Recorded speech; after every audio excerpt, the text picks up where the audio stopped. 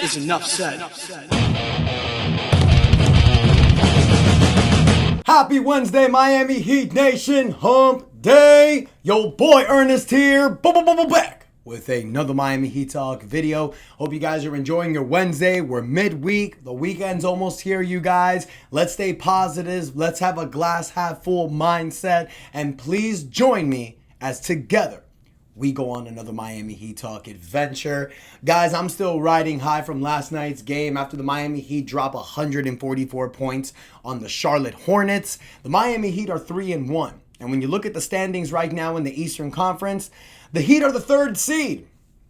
I mean, I was saying that the Heat can compete for a top 4 spot, and they're doing it right now. Now, yes, it's still very early in the season. We need to see this progress. We need to see this continue. Now, I do believe that there are going to be some growing pains throughout the season, or the Heat can just keep this momentum up, because last night you drop 144 points without 2 of your best scorers. And I get it. People are going to say that it was against Charlotte. But remember, Charlotte went into this game last night being the number 1 ranked team in offense efficiency in the NBA. This team can score on you, but the Heat's defense shut them down. So I'm very proud of our roster. Now, before we get to today's topic, you guys, I just wanted to thank y'all again. Last night, my post-game video, you guys got me over 100 likes again. This is the 3rd video straight where you guys have gotten me over 100 likes. So before I get to the episode, I just want to do some shout-outs in the comments. You got my boy, Miami Heat Sports Talk, who just started his own channel. Good luck, my brother. Writes, "This is crazy. Miami Heat is on fire. Never count out the Miami Heat."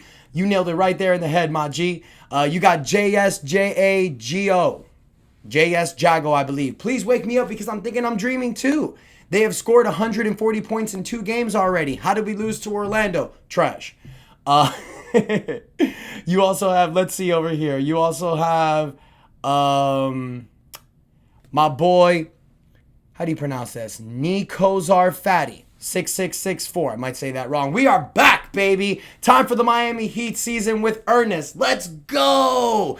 And he did make a really interesting note for me about putting some highlights in the video. Work in progress, my guy. Thank you so much. You got Rick TV Live giving a comment about Jaime Jaquez saying Latino Heat for my boy Eddie Guerrero. But the last shout out I'm going to give is going to translate into today's episode. Because you have JoJo73006 writes, Jaime Jaquez Jr. for Most Improved Player and 6th Man of the Year. And JoJo, I appreciate you, because that's where we're going with the topic of the episode today. I actually planned this for today, and then JoJo puts that comment. I'm like, real recognizes real.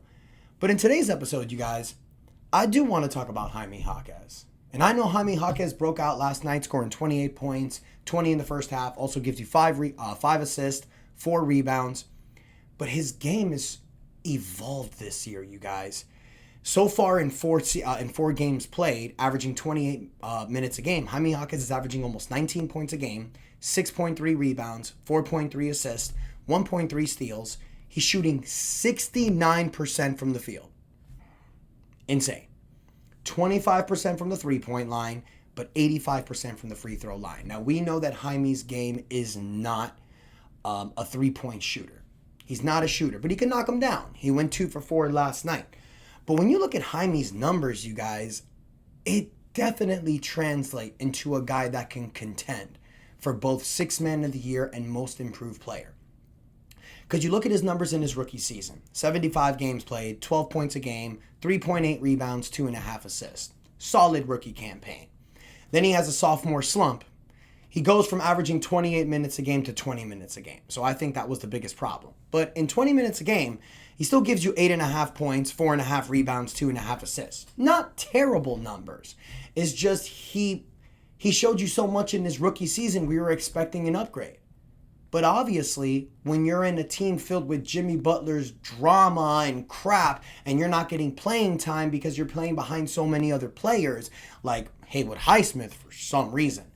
But now that Jaime has been given more opportunities, been given the same amount of minutes this season so far that he got in his rookie campaign, that's what Jaime needed. More time, more opportunities. And he's taking the ball and running with it this year, you guys. Now, there's only been one player in NBA history that has won both the Sixth Man of the Year and Most Improved Player.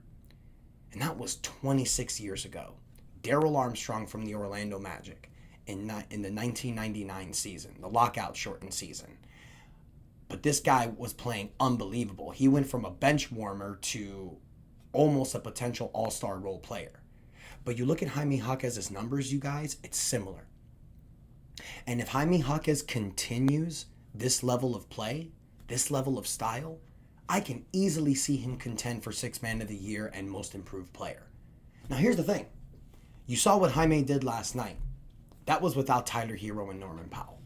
Now, I mentioned this in my episode yesterday, you guys, but one thing that I feel a lot of Miami Heat fans are thinking is, what are the Heat going to do when Tyler comes back? What is Tyler's fit going to be on this team? Because you know what Tyler brings.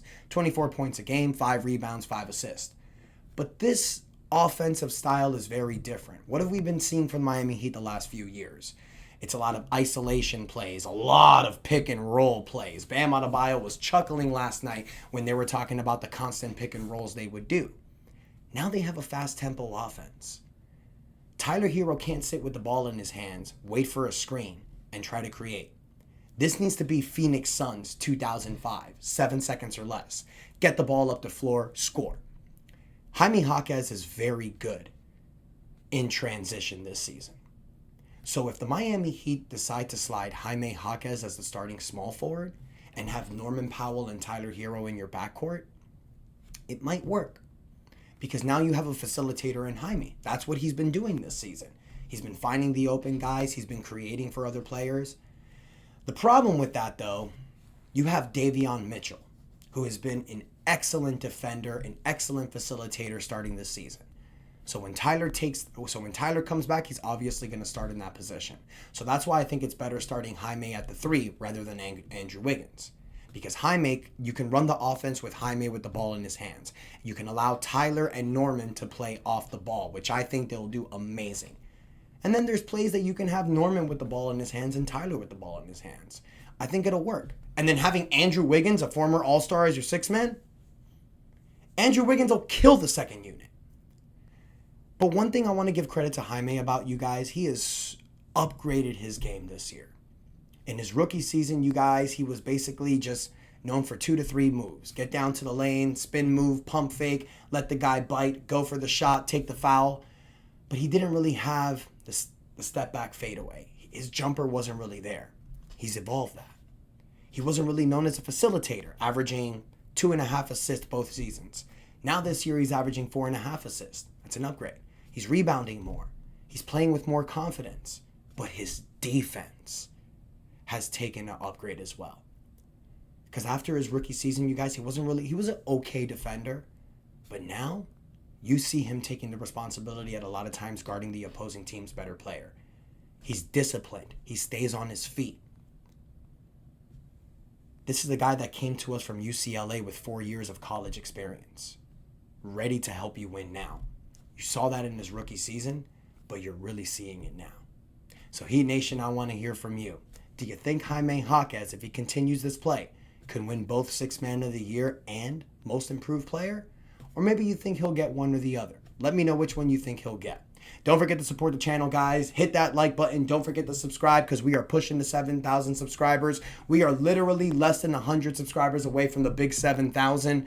Once we hit 7,000, which I think is going to be next month, that's when I'm most likely going to start getting monetized again. So we're going to do a big live episode to celebrate 7,000.